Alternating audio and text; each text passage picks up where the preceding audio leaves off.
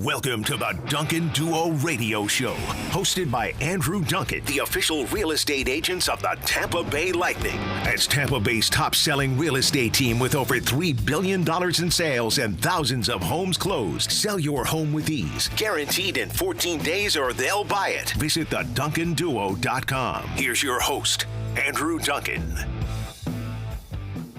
So all things real estate here every Sunday at 10 on WFLA News. When we aren't on air, get us at The Duncan Duo, Twitter, Instagram, YouTube, TikTok, and Facebook. Pretty much every social channel available. We are there again at The Duncan Duo. I want to talk first today about the luxury real estate market in Tampa Bay. What we're really seeing in the real estate market in Tampa is kind of similar to what we're seeing in the economy. And so, I've said this to friends and family and, some people that I help invest in some of the public and private markets and some of the people I invest with in real estate. And I think what we're seeing right now is kind of a gap widening between the wealthy and the ultra wealthy getting wealthier. And unfortunately, the middle class and below that struggling. And I think if you look at the stock market, you see it skyrocketing and hitting record highs. The majority of the people in the stock market are people with money. And then you see inflation pushing everyday costs up for people, wages not rising, and then the affordability of the average home in Florida is very unaffordable compared to income. So there's this kind of dynamic going on right now where the economy is kind of getting split into two. And so when I reference this, I think that our state is probably one of the leading states with trying to get ahead of this. Look, our state and our state can't change interest rates. Okay. Our state can't make real estate more affordable in terms of the actual purchase price. But our state does have some role as it relates to property taxes and homeowners insurance. And there are a lot of legislative actions being pushed right now to help everyday buyers and sellers with their property taxes and insurance. I'm very bullish that we're going to see some massive property tax reform. And the majority of that tax reform is going to instantly hit our lower priced and average priced homes that should help some of the things happening right now and should help improve the real estate market in those areas. But that's the segment of the market that's harmed the most from a lot of these things. And it's why when I see our average sale price rise, but then I look in neighborhoods that are of the average price, I don't see them rising. So statistically, this anomaly is happening where you look at, and let's just say you're in a new construction community that was built in 21 or 22, 23. The builder's so close or building around there, and you're seeing homes selling for less than what they are selling for, or excuse me, you see the builders selling for less than what you could resell your home for, and you paid more for it. So you're in a negative equity position. And that's pretty much rampant across a lot of the mid-level kind of track home communities across Tampa Bay.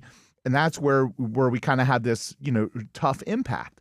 Well, when you compare what's going on in that segment of the market to the luxury market, you're not as likely to see bidding wars in the luxury market per se, because, there's not as many buyers, but the homes are selling faster. There's a lot more activity than there has been. There's more demand there compared to supply when you look at the historic ratios of the month supply inventory per price range. And in addition to that, it's a place where homes can sell fast. Just very recently, we sold a $2.1 million waterfront house in days with multiple offers. We sold a $2.65 million in South Tampa, above what the builder really thought they'd get, and before it even hit the market. We had a 1.9, very similar situation. So this luxury and uber luxury, there was a $14 or $15 million sale in Davis Island. There's a $100 million property out in the Notice Asa that's never going to get $100 million. But the point I'm saying is that there's kind of this two markets going on in Tampa. And when you look at like the stock market, for example, similarly, you have these different segments of the marketplace. You have the mega caps, you have the chip companies, you have the the industrials, the energy companies, and then you have just kind of the historical retail, Dow Jones, long-term, companies. So you have these little segments. And in Tampa, we really do kind of have two segments right now. There's others, but two big ones happening right now, which is the, kind of luxury, uber luxury, and then everything else. And the luxury, uber luxury is operating from a different perspective. And I want to explain some whys behind this, but I also want to give some tips to buyers and sellers in that space. First off, if you're a $1 million, $2 million, $3 million plus buyer right now, your representation is super important. Is your agent helping you find stuff off market? And if they're not helping you find stuff off market, you're just competing with everyone else. One of the things that we bring to the table is trying to find homes through our database that aren't yet on the market, or to be ready to jump the second that they do get on the market, and we're coaching you that. So if you've bought luxury property before in a different market, it's kind of hard to adapt because historically, luxury homes in Tampa Bay take longer to sell. There's more negotiation room. You're the buyer may be in more of the driver's seat. A house may take a while to sell. And what we're seeing right now is that's not the case in Tampa. So if you don't come ready to act quickly when the right house hits the market, and your preconceived notion is, as it has been in the past when you've bought luxury real estate, you're off. That is not the market we're in right now. If you're a buyer in the luxury space, it's important that you work with somebody. Look, we do this a lot. We search our database. We find off-market stuff. It's important you search for somebody that's kind of beating up the street to try and find things that other people aren't, finding, that aren't on the market. The second thing is you have to be ready to act, and you have to come in strong. You can't have this expectation that the asking price is the start of negotiations when the product is in more demand than you're realizing. The supply and demand curve in the luxury market has shifted, and it is in favor of the seller in a lot of neighborhoods in Tampa. It's why you're seeing these homes sell in days. It's why you're seeing homes that usually would take months and months and years to sell, selling quickly. And as a seller, the thing that I would tell you is, one, price really does matter the most in the luxury market. Let's face it, you're talking likely to a buyer that's an accredited investor or qualified purchaser. They are wealthy. They have access to data. They're a shrewd negotiator. They pay attention to the markets. They know how to do research and data. If you overprice your home in a luxury market, you're in trouble, because they're going to be able to look into that. Now, that doesn't mean you can't get a premium for certain things, because the luxury buyer also is willing to pay more sometimes for something that's unique or that you can't find somewhere else. But at the same time, you have to be careful to not overprice your home, because the buyer can expose that. Your best opportunity as a home seller, especially in the luxury market, is definitely early. Because that's when the majority of the action is coming after you. But so if you're a seller, price it right. Also, work with an agent that knows how to find off-market buyers. That can either create a much more convenient scenario for you to never have to put the house on the market, but it also can create some pent-up demand. So let's say you have an agent that works their database, and they've got a database like us with a lot of luxury clients. And that house goes on the market, and you've already got 2 or 3 people interested in it. And then you add that on top of the energy that comes from all the brokers when it goes onto the MLS. And that's the scenario that's the perfect recipe for a home seller in the luxury market, selling their home quickly or getting more than they expected and controlling the terms. So price matters. I think marketing also, photos, video, 3D tours, Zillow Showcase, all those are things that we do for our luxury clients, and it's moving inventory very quickly. And knowing how to negotiate is the other side of it. There are a lot of agents that are amateurs in luxury real estate, and they get roasted in negotiations because they don't have the experience. They've not done enough of them, or maybe they're not wealthy themselves, and they don't know how to navigate through that process of how to be a really good negotiator, because that's essentially what you're paying for. You're paying someone to negotiate the equity in your home, and if they're cutting their fees and they can't negotiate for themselves, how are they going to negotiate for you? So getting a great marketer, a great negotiator, and a great strategy are super important on luxury. But I want to explain why that's happening. And I think for anyone out there that's a luxury home buyer or a luxury home seller right now, they probably recognize this, but we're getting movement from wealthy people from other parts of the country. And it's basically a result of draconian tax policies in other states. High state income taxes, high city taxes, maybe politics that don't align with people. I mean, even enormous hedge fund people in New York that have been billionaires supporting New York forever are moving and fleeing to Florida. We're also starting to see a little trickle north from Miami. We've had some people recently say Miami's getting a little too expensive, and we're going to, move a few out. We're still going to go down to Miami a couple days a week for our business, but we're going to move up to Tampa because we can get a better deal. So what's really happening is we look like a value play for entrepreneurs and wealthy people from all parts of the country. So our luxury market is going to keep performing very well, but the strategy is really, really important. An agent that's experienced in luxury, that knows how to talk to the agents in that space, an agent that knows how to negotiate and market, an agent that knows how to either if we're repping a buyer, find off market, or as a seller, use the off market to either find you a buyer that closes or find buyers that are excited about it so that when we do hit the market, we have that initial pop and that initial energy. The marketing strategy, look, when you're selling luxury, it's a little bit different than selling a starter house. You're selling a lifestyle, and people will pay a premium for the lifestyle. But you also can't be unrealistic. If you've got a house that's, comping out at 2.2 and you want to put it at 3 million, you're toast. You're going to sit on the market and you're not going to sell. You can price a little bit aggressive if you've got some unique things that a luxury client might pay for, but you can't go crazy with your price because you think your house is the best when it's not going to be able to be supported by math. But I'm really, a lot of the things going on in the real estate market right now are really starting to promote this idea of off-market listings, coming soons, and marketing that's done to create kind of a pent-up demand for luxury homes. Cool open houses, exotic car open houses. We're going to do one of those on a $2 million house out in East Hillsboro that we've got coming that's got an 8-car garage. So there's unique things that we can bring to the table. I have an exotic car collection. I have a lot of friends that do, so we can do like a cool car event around luxury properties. And I think, again, it's getting those extra eyes and getting the people in the property. I've seen people do art shows, which I think are brilliant. So marketing a luxury property is just much different. And at my company, because I do have, nearly 40 team members, our agents that are working with the clients that are buying and selling in that, above $1 million up to, 20 million that we've got a client right now.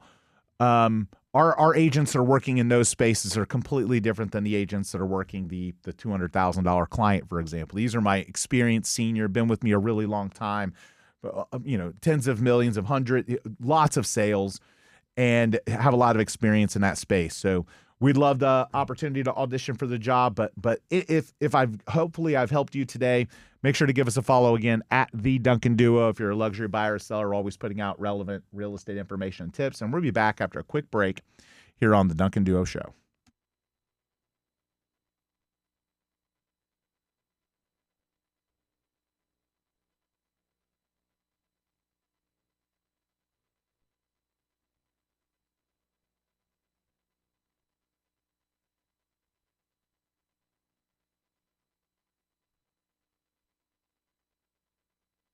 Back to the Duncan Duo Radio Show, the official real estate agents of the Tampa Bay Lightning. Top team in Tampa Bay, over 3 billion sold and counting.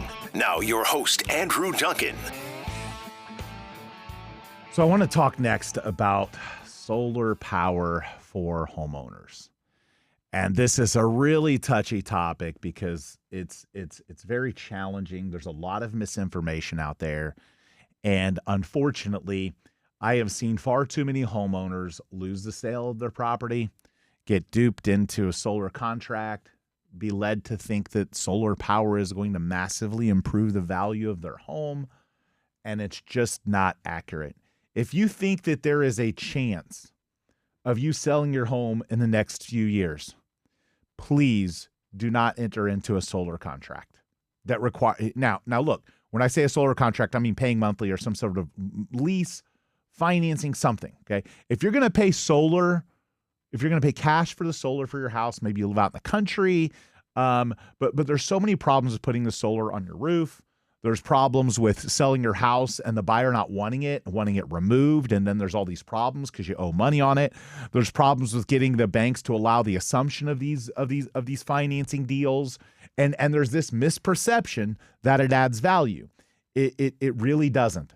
I can tell you it is the scarlet letter of real estate sales. Real estate agents that get homes with solar, again, unless if we're talking uber luxury or country properties out on a farm that have the panels not on top of the house, or we're talking, some super super high end home that's got it built in, where it's all paid off. Those are the scenarios where it can make sense. But if you're talking about an average price, anything in the average to even above average price point of Tampa Bay, and you have financing on solar, and you're going to go sell your house, you're going to have problems. You're not going to get the premium that you think. You're going to reduce the number of buyers that want it. The majority of buyers don't want it.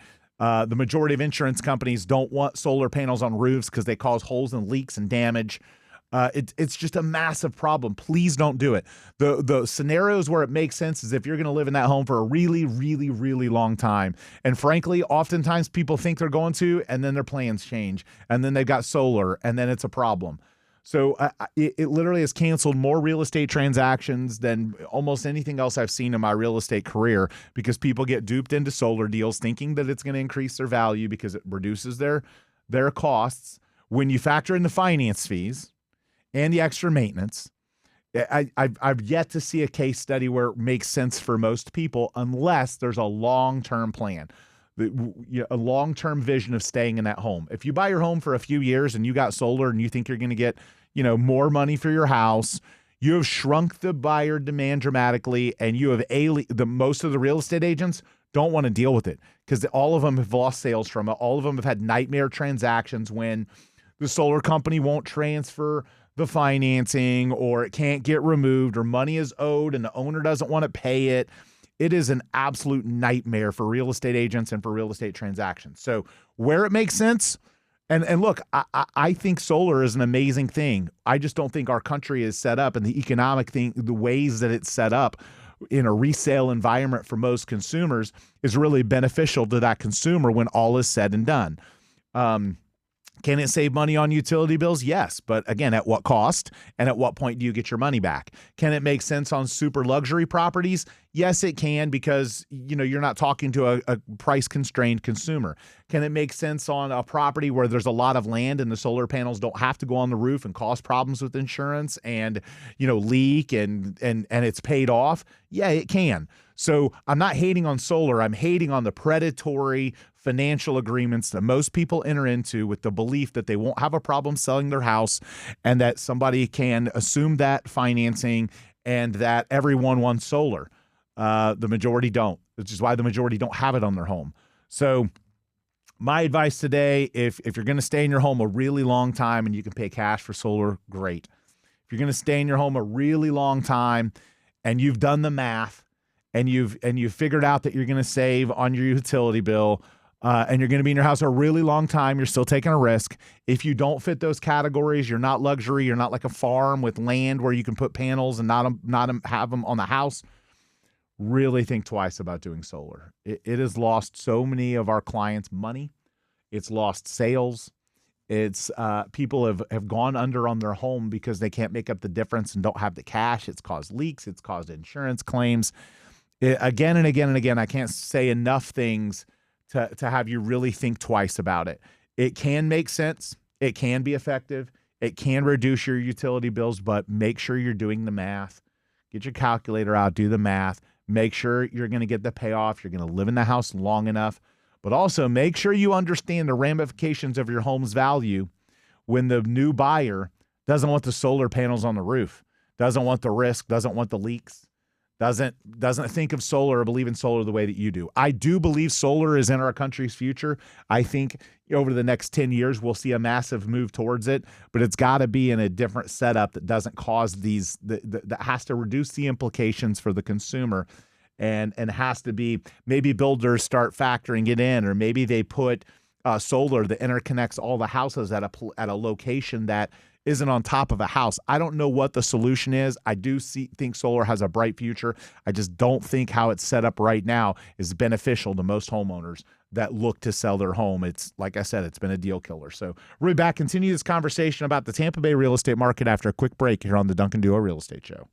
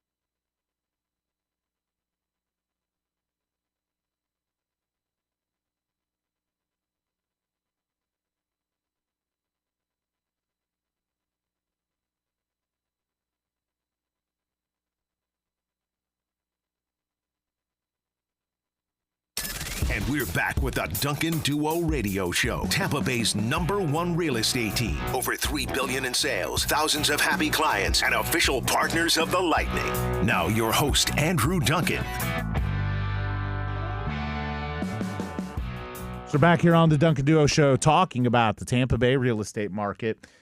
I want to talk, I talked in our first segment about the luxury market and kind of how different it is compared to the rest of the residential market. And last segment, I spent some time, advising people about solar panels and how problematic they are for real estate transactions. It is, a massive obstacle for real estate transactions, something that causes a lot of homes to not sell. What I want to talk about next is how to navigate the real estate world when it comes to agreements. We get these questions all the time from people that are working with other real estate agents. And there's a massive difference between somebody that says they're working with another real estate agent and they have a brokerage agreement or an exclusive agreement with another agent. So I want to kind of define the differences really quick. If you've not signed anything, and you've met with agents or agents have shown you homes, first off, there was a humongous lawsuit and a lot of changes within our industry about regulations that require this disclosure and form being signed and representation being agreed to before you've shown homes. So if you're working with an agent that hasn't done that, proceed cautiously because they are violating all the rules and guidelines we have to follow. But if that's the case, if you've simply gotten listings from an agent, if you've gone to an open house, if you've not signed anything, then no agent represents you and you're a free agent. Okay, so you can freely decide if you want to work with someone else, if you want to sign an agreement with a different agent. You're not under any obligation to continue with someone. So working with someone doesn't necessarily mean they're represented in a fiduciary agreement, in a brokerage agreement, in a buyer-broker agreement. It just could simply mean they're getting listings, they're showing homes, and they're communicating. The second phase, the second agreement I want to talk about that real estate customers enter into is a showing agreement. Now, there are multiple real estate tech companies that have provided these agreements to allow customers to tour homes and understand that agent might get compensated, but offer kind of light exclusivity. So some of these have been struck down. There's litigation happening over them, but a showing agreement typically is also not an exclusive agreement to represent somebody. And if you've signed a showing agreement and you don't like your agent, you have the ability to change. First and foremost, I want to make sure every customer out there understands this because we run into it a lot and consumers will come to us with issues about agreements that they didn't actually read. So read the agreement before you sign it. Know what you're agreeing to. Know what your opt-outs are. Know what the potential cancellation clauses are. Know what your risk is. Know what your cost is. Read the agreements that you're signing. This is like business 101, but a lot of home buyers make the mistake of not doing this, okay? And then they get upset and they want to change, and then now they've got a problem on their hands. So read the agreement, understand, is it a showing agreement or is it an exclusive buyer brokerage agreement?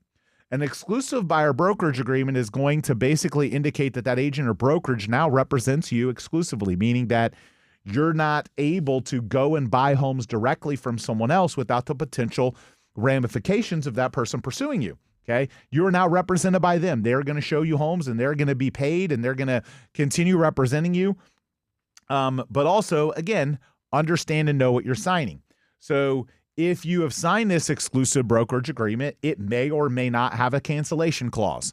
If it does not have a cancellation clause and you go buy a home with someone else, there could be some legal problems with that. Okay. I'm not a lawyer, but we've seen it happen and we've dealt with it in our own brokerage.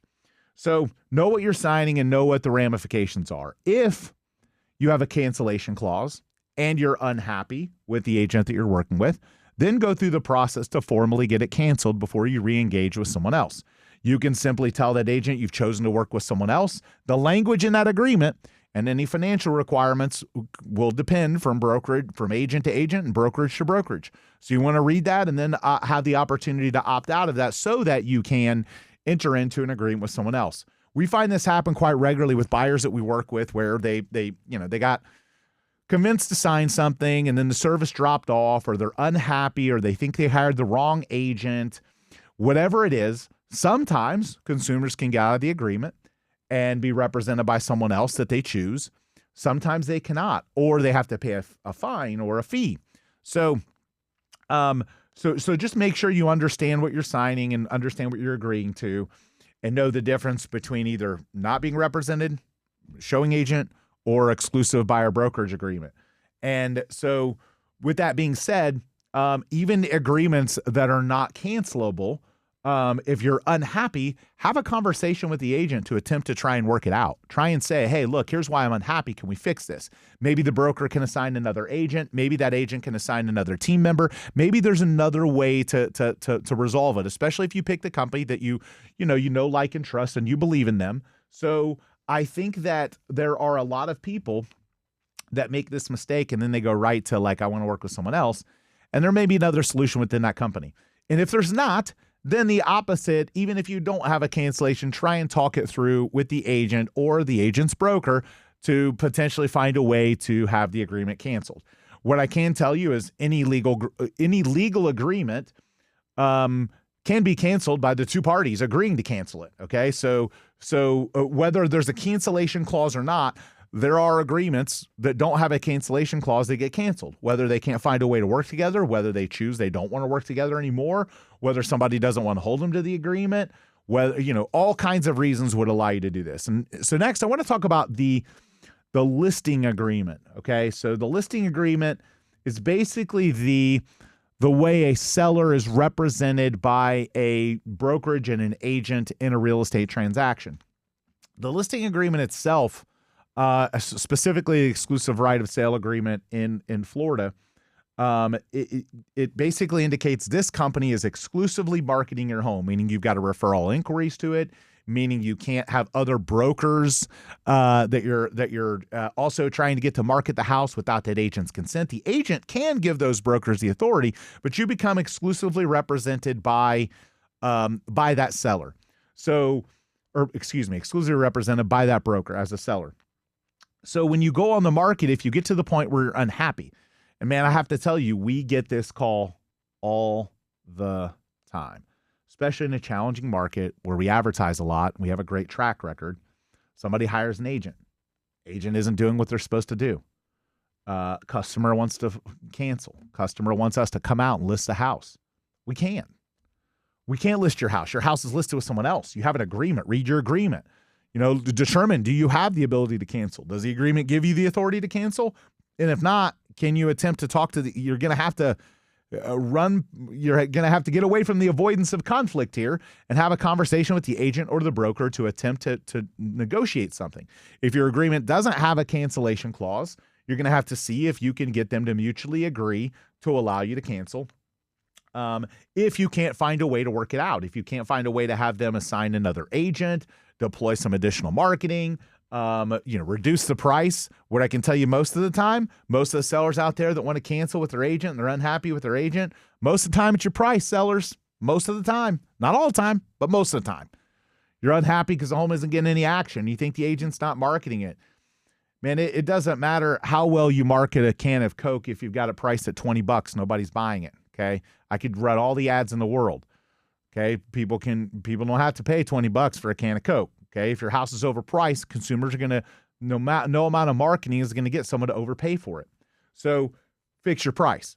But know what's in your agreement and know what your ramifications are if you want to cancel. Some have cancellation fees. There's no standard in real estate for pretty much anything. It's all independent decisions and negotiations. So some have a cancellation clause. Some have a fee or a fine if you do something. Some don't.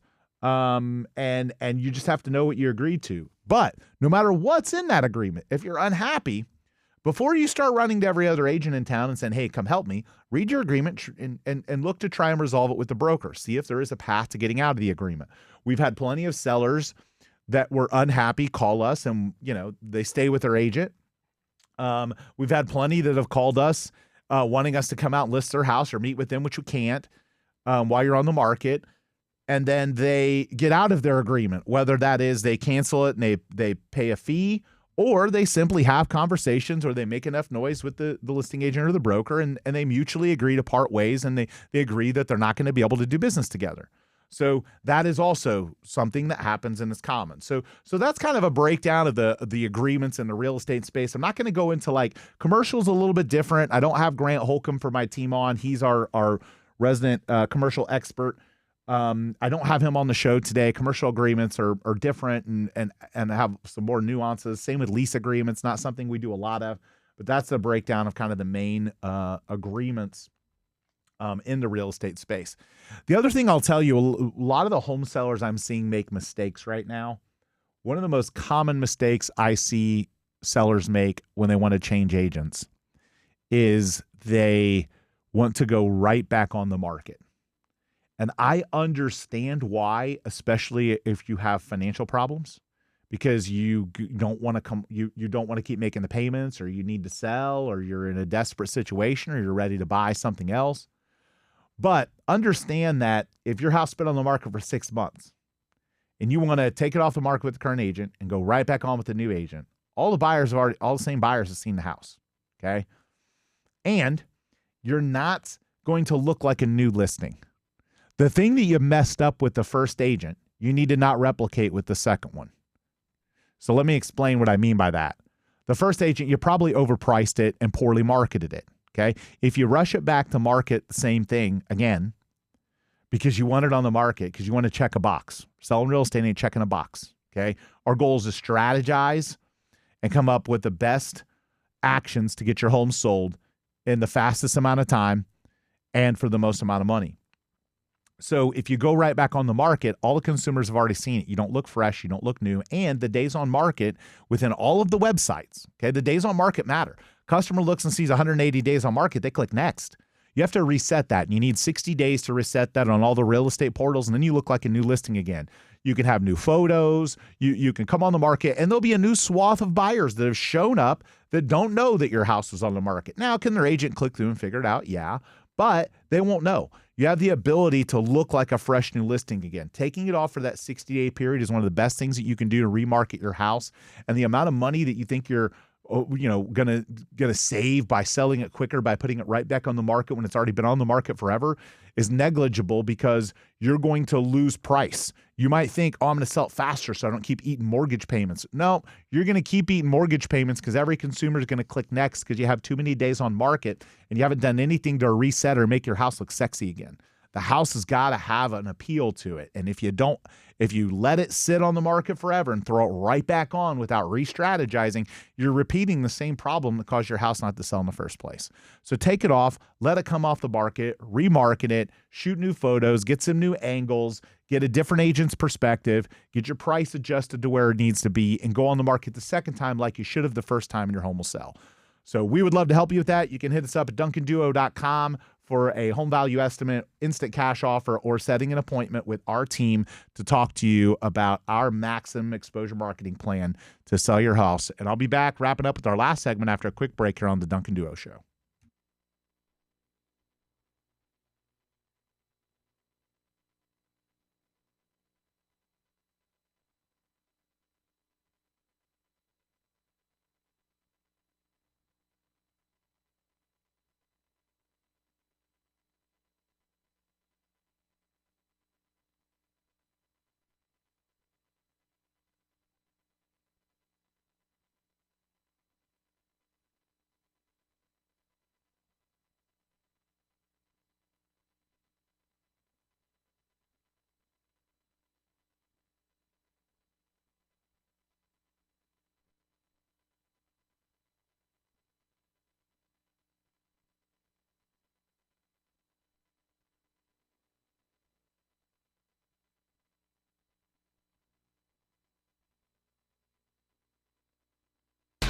back to the Duncan Duo Radio Show, hosted by Andrew Duncan, official real estate agents of the Tampa Bay Lightning and the team that guarantees your home sells with ease. Visit theduncanduo.com right now. Here's Andrew Duncan.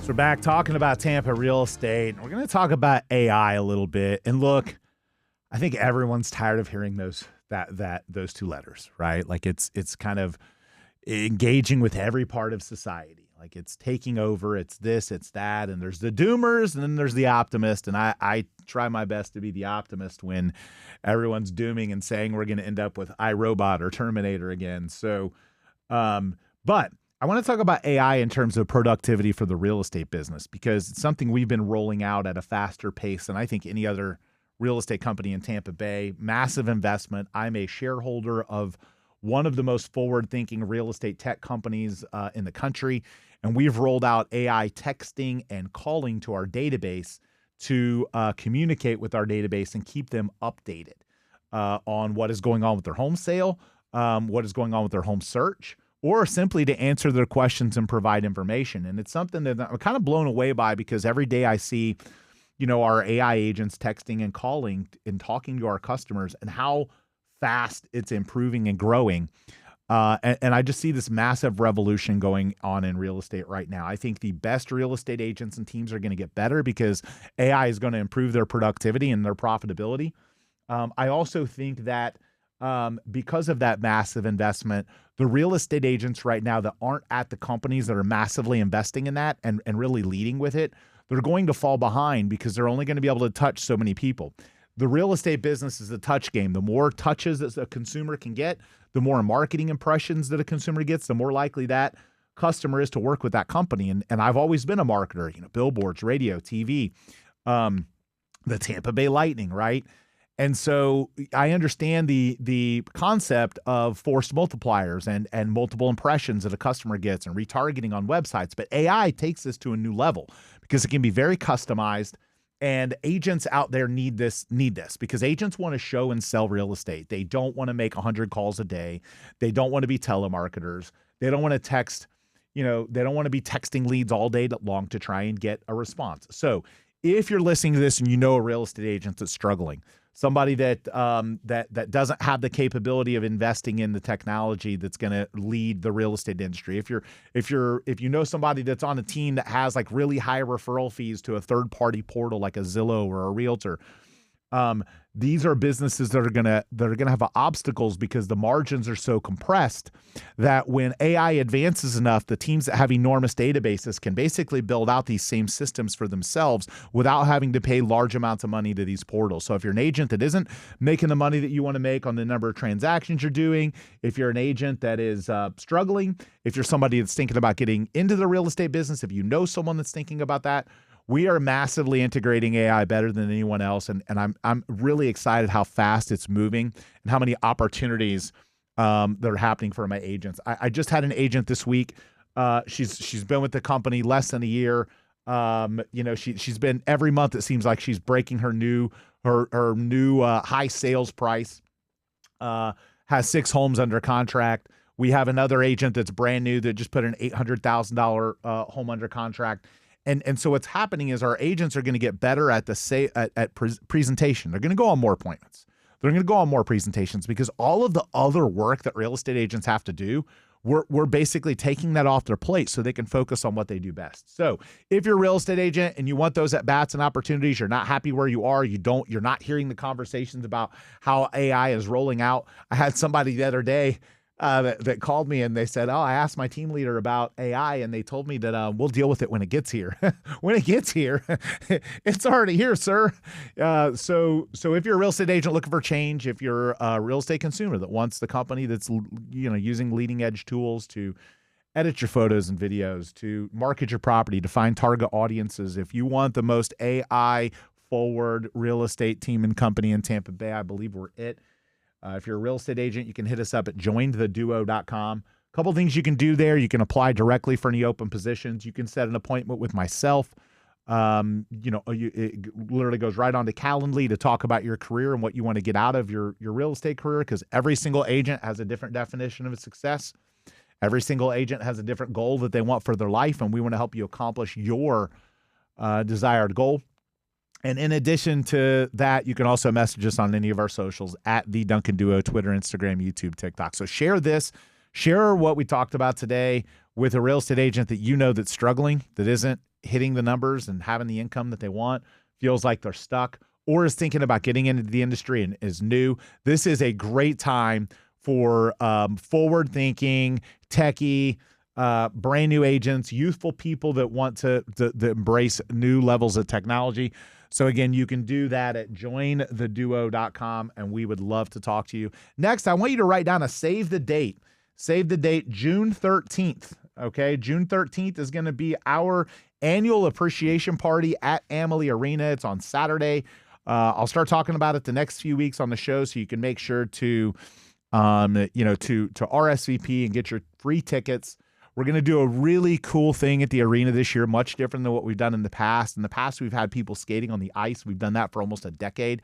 And we're going to mix it up this year. We're going to do a movie night, some street hockey. We're going to have Thunderbug will be there. We'll have some really cool street party type stuff, but also locker room tours, which I think are kind of the cool VIP factor for Lightning fans. And again, just message us, follow us on all of our socials. We'll have more details out about it soon. The next few weeks, we'll have the website all set up, and we'll have a big push to get that announced so that you can attend a free, fun family event on us as our gratitude and appreciation for your business over the years. So have an awesome rest of your Sunday, Tampa Bay, and thanks for tuning in.